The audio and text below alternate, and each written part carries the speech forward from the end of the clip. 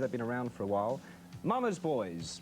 How are you, Mick? Hiya. John McManus and Keith Morrell. Hi, Mick. Now, Keith, you're the brand new member of the band. I am indeed. Everybody that I know that is a Mama's Boys fan knows the McManus brothers. That's correct, and that's yeah. it, a three-piece rocking dynamo. How come you've got a singer in at last, John? Well, it's something that the band always felt very strongly about, the fact that they wanted to bring in a fourth member, because being a three-piece, if you ever had an off night, it always affected the three of us, you know? And it was a terrible strain because neither Pat or Tommy sang, which meant if we were doing a world tour, it was very strenuous in my voice, and at the end of the last world tour that we did, my voice completely collapsed. In fact, we had a throat specialist on the road with us from Paris who looked after David Bowie and Murray Head, and he said it was the worst damaged throat he'd ever seen.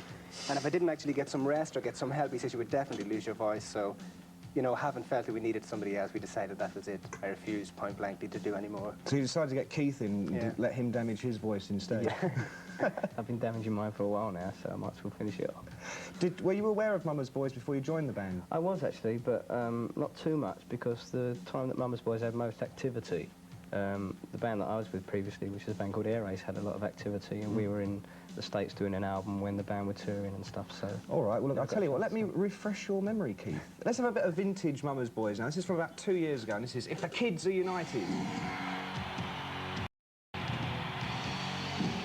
United. Keith, have you seen that video before? I have, only once, I think, I'm afraid to say.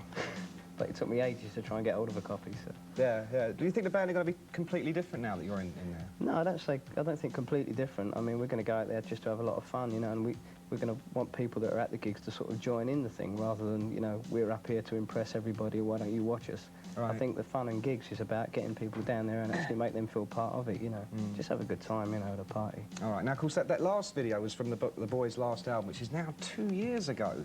You've got a brand new album out, just about to come out, I should say. That's right, Growing Up the Hard Way. There it is. Take a look at that. I'll be reviewing that next week and having lots of splendiferous things to say about it. But tell me, what exactly took so long? I mean, this was terribly, I mean, you know, getting into the realms of Def Leppard here, aren't we? That's right, yeah. Well... More ways than one, actually. Yeah, we had a lot of setbacks.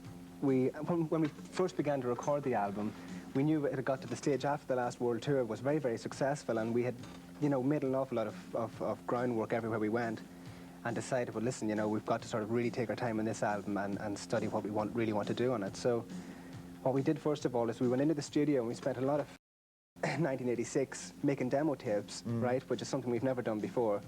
Taking the demo tapes home after having, you know, made recordings of some of the new songs, scrutinise each track and see where we wanted to make the changes. And it was a really good thing because anything else we've ever done before, when we come out of the studio, there's always 2 or 3 weeks later on, you've seen the mistakes that you've made and said, God, why did we do that?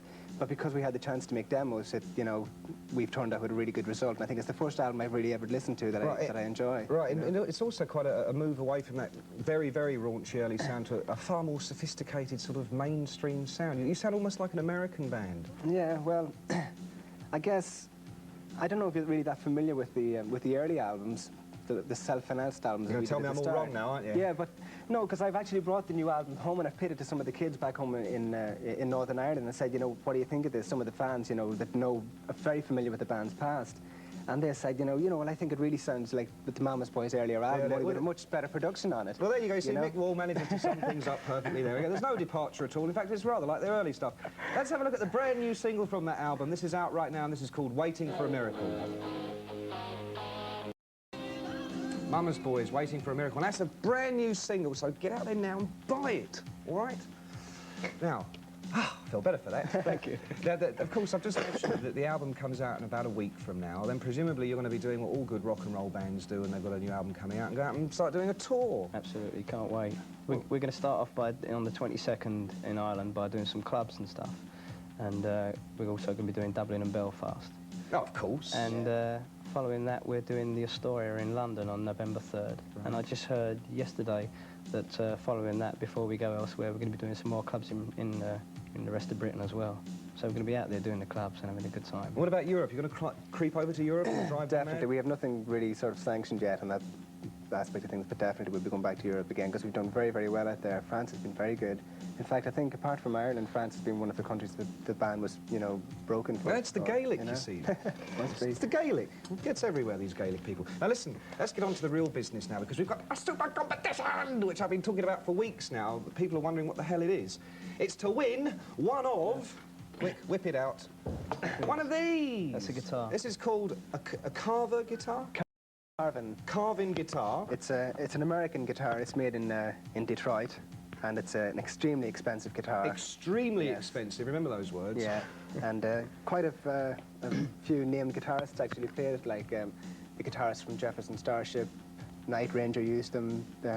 Well, lots of bands, you know, really. Including yourself, of course. Including ourselves, yeah. And you're This one belongs to Pat. It was in the you know, video, that It was one. in the video and all. Yeah. Oh, we'll have a look at that in a minute. Now, how can you win one of these, you're all asking yourselves? How can I win one? Well, what you do is, you see, if you buy the Mama's Boys single, Waiting for a Miracle, which if you're sensible you will, you get one of these with it, which is a cardboard guitar. Now, you can either go out and get yourself one of these, or if you're a real skinflint, just pick up a broomstick or something and use that. But basically, use one of these, kids, OK? Take my advice. And if you can show us the best guitar pose, you know what I mean? Way, all right, yeah. bit of that. We want plenty of those. The winner wins that, and the runners up go into our Rogues Gallery. What could be better? Yo. We'll be giving you the address caption later on in the show. In the meantime, let's have a look at this man in action with this guitar. This is Mama's Boys, and Mama, we're all praising it.